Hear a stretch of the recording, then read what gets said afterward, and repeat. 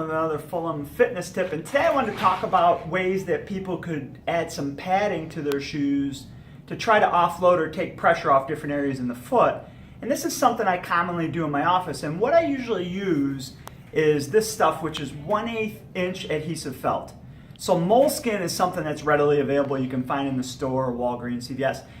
That's 1/32 of an inch. So the moleskin is adhesive felt 1/8 inch is 4 times thicker. So you can either use multiple layers of moleskin, but this is real easy. You can get a roll of this on Amazon for 20 bucks. So a lot of times what I'll do too for people is if they have a running shoe that's well worn, we'll look at their sock liner.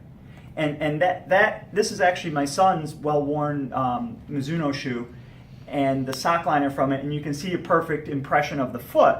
So for instance, if you're having pain behind the second toe joint, a lot of times you can look at the sock liner, you see where that pain is, and then a metatarsal pad is one of the more common pads to use.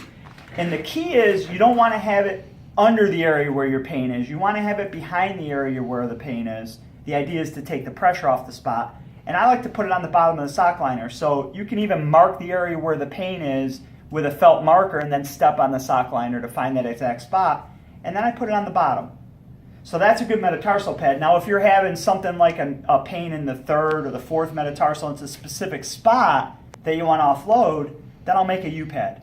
So same thing, mark it on the pad, and then you look underneath where that pad's going to match up, and that's a little U dispersion pad that I'll do sometimes.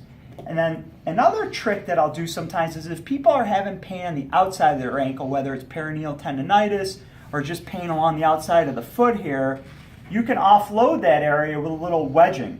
So what I'll do a lot of times is just cut a little strip of felt and put it on the outside, and then that can tilt the foot in a little bit and take some of the pressure off. So these are some simple tips and tricks you can try at home. If these things don't work, then get to your local podiatrist, and if you're in the area, come see us at Elite Sports Podiatry here in Clearwater.